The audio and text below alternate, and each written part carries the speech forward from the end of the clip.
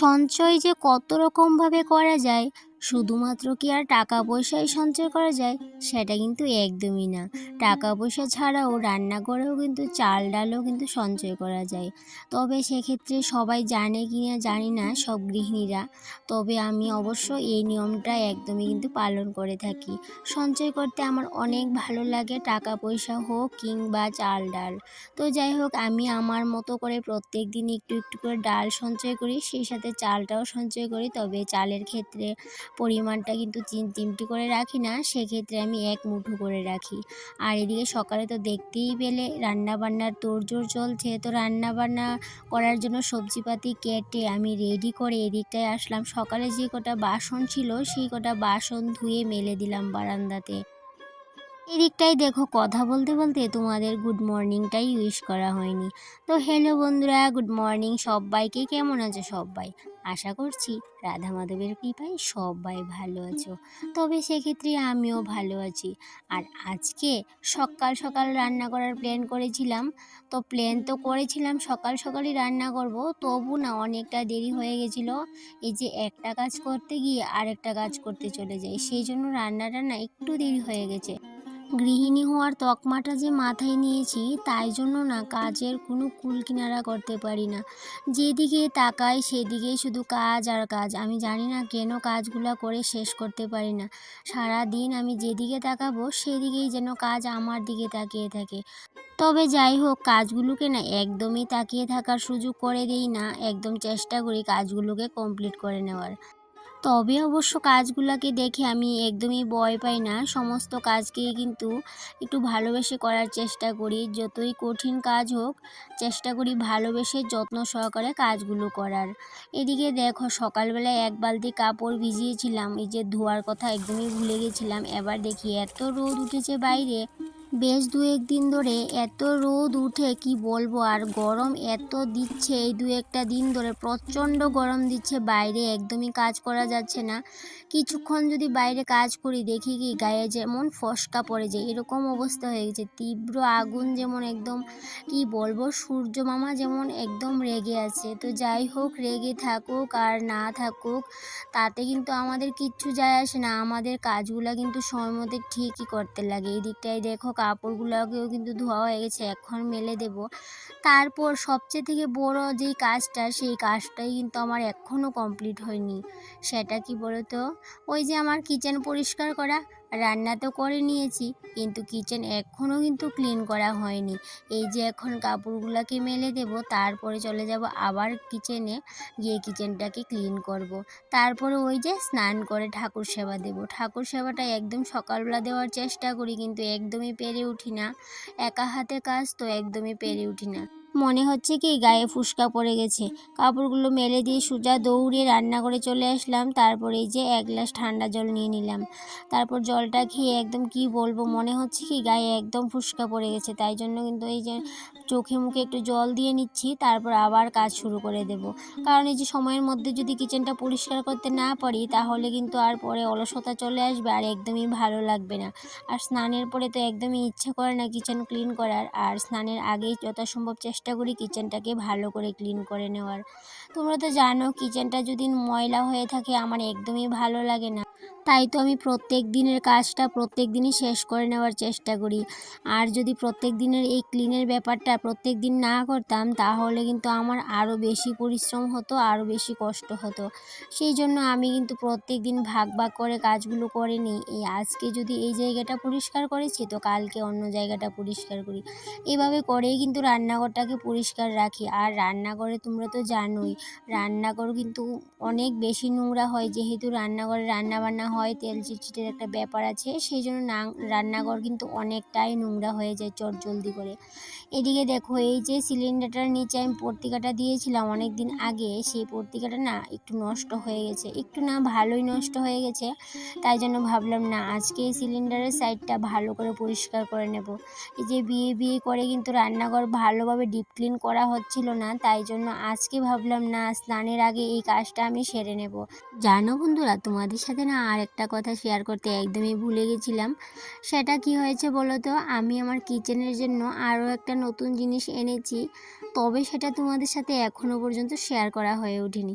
ভাবলাম যে 2-1 দিন আগে শেয়ার করে নেব, কিন্তু একদমই পেরে উঠছিলাম না কাজের চাপে। কিন্তু আজকে ভেবেছিলাম এই ব্লগটাতে শেয়ার করব, তাও হয়ে উঠলো না। ওই যে কিচেন ক্লিন করতে করতেই অনেকটা সময় চলে গেছে। তো যাই হোক, নেক্সট ব্লগে চেষ্টা করব শেয়ার করার। এদিকে দেখো, এই যে আমি সিলিন্ডারটা এই কাঠের পিঁড়িটার মধ্যে রেখেছিলাম এতদিন, দেখো ভাবলাম কি নিচে কোনো নোংরা হয়নি, কিন্তু এখন যখনই এই পিঁড়িটা এখান থেকে সরিয়েছি, দেখি কি উলু মাটি তুলে এই জায়গাটাতে একদম নোংরা করে রেখেছে, কি বলবো তোমাদের। তো তাই জন্য কিন্তু যখনই আমি এই কাঠের টুকরোটা এখান থেকে সরালাম, মাথা না একদম খারাপ হয়ে গেছে এই অবস্থা দেখে। তো যাই হোক, কী করার, সমস্ত মাটি এখান থেকে ফেললাম, নিয়ে তারপরে আবার ভালো করে মুছে টুছে পরিষ্কার করে নিলাম। সেই সাথে এই যে মিস্কিটের এই সাইডটাতেও একটু মাকড়ের ঝুল হয়ে গেছে, তাই জন্য একটু ভালো করে মুছে নিলাম। তো এই যে মিস্কিটটা দেখতে পাচ্ছ, মিস্কিটের পিছনে কিন্তু অনেকটা নোংরা হয়েছে, তবে আমি সাহস পাচ্ছিলাম না একদমই এই মিস্কিটটাকে সরিয়ে পরিষ্কার করার। কারণ তোমরা তো অনেকেই জানো যে আমার কোমরের ব্যথার একটা প্রবলেম আছে, সেই জন্য ভারী কোনো কিছুই আলগি দিতে পারি না, বা ভারী কোনো কিছুই একদম এখান থেকে ওখানে সরাতে পারি না, কষ্ট হয় অনেকটা, ব্যথাটা অনেকটাই বেড়ে যায়। তাই জন্য কিন্তু সমস্ত রান্নাঘরেই পরিষ্কার করে নিতে পারি, কিন্তু এই যে এই মিস্কিটটাকে কিন্তু একদমই আমি সরাতে পারি না। তাই জন্য কিন্তু অনেক দিন ধরে ভাবছিলাম যে মিস্কিটটা কিভাবে সরাবো আর কীভাবেই বা নিচটা পরিষ্কার করব। তবে অবশ্য পরিষ্কার তো করতেই হবে, এইভাবে নোংরা করে তো আর রেখে দিলে চলবে না, আর নোংরা থাকলে আমার একদমই ভালো লাগে না। আর এই মিস্কিটের নিচটা এতটা নোংরা হওয়ার কারণ কিন্তু আরেকটাও আছে, সেটা কি বলতো, যেহেতু এই মিস্কিটের উপরেই আমার গ্যাসের চুলাটা, সেই জন্য কিন্তু রান্না বান্না করলে তেল চিটচিটে একটা ব্যাপার থাকে, সেটা কিন্তু এই মিস্কিটের আশেপাশেই কিন্তু তেলের ছিটা ফুটা পড়ে। তো সেই জন্যই কিন্তু আরও বেশি তাড়াতাড়ি নোংরা হয়ে যায় না, নোংরা হয়ে আছে অলরেডি। তাই জন্য কিন্তু অনেক দিন ধরে ভাবছিলাম কবে যে আমি মিস্কিটটা সরিয়ে ভালো করে পরিষ্কার করতে পারবো আর আমার মনটা শান্তি হবে। তো যাই হোক, দেখি কিছুদিনের মধ্যেই করে নেব। আর এদিকে দেখো, আর মিস্কিট বাদ দিয়ে যা কিছু আছে সমস্ত কিছুই কিন্তু পরিষ্কার করে নিতে পারি, যেহেতু অন্য জিনিসগুলো একটু হালকা পাতলা আছে, তাই জন্য।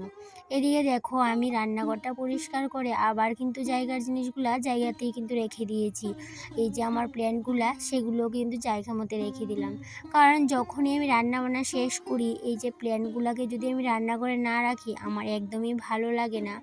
আমার মনে হয় কি, আমার রান্নাঘরের সৌন্দর্য এই প্ল্যান্টগুলোই, আর এই প্ল্যান্টগুলোকে না আমি অনেকটা ভালোবাসি। আর কিছুটা তো আর্টিফিশিয়াল প্ল্যান্ট আছে, সেটা তো তোমরা দেখোই, আর কিছু প্ল্যান্ট কিন্তু একদমই আর্টিফিশিয়াল না, এটা কিন্তু অরিজিনাল প্ল্যান্ট। তো যাই হোক, আরও কিছু প্ল্যান্ট লাগানোর ইচ্ছে আছে, তবে হয়ে উঠছিল না এই যে কাজের চাপে। এদিকে দেখো, আমার পুরো রান্নাঘর কিন্তু ক্লিন করা হয়ে গেছে। আর এই যে আমার রান্নাঘরের সৌন্দর্যের প্রতীক। তোমরা যদি আমাকে জিজ্ঞেস করো যে তোমার রান্নাঘরের সবচেয়ে থেকে তোমার পছন্দের জিনিস কোনটা, আমি এই যে অরিজিনাল দুটো প্ল্যান্ট দেখতে পাচ্ছ, দুটো না, আরেকটা অরিজিনাল প্ল্যান্ট আছে, সেটা কিন্তু ওই প্লাস্টিকের টেবিলটার মধ্যে রাখা। তো এগুলোকেই না আমি বেশি পছন্দ করি। আর সৌন্দর্য বলতে আমি এগুলোকেই মনে করি যে এই গাছগুলোই আমার কিচেনের সৌন্দর্য। দামি দামি জিনিসের একদমই প্রয়োজন নেই, একদমই টাকা পয়সারও প্রয়োজন নেই। টাকা পয়সা ছাড়াও যে একটা কিচেনকে সুন্দর করে গুছিয়ে পরিপাটি করে রাখা যায়, সেটা সম্ভব হয়েছে শুধুমাত্র এই প্ল্যান্টগুলোর কারণে। তবে অবশ্য আরও কিছু প্ল্যান্ট আমার রান্নাঘরে রাখার ইচ্ছে আছে।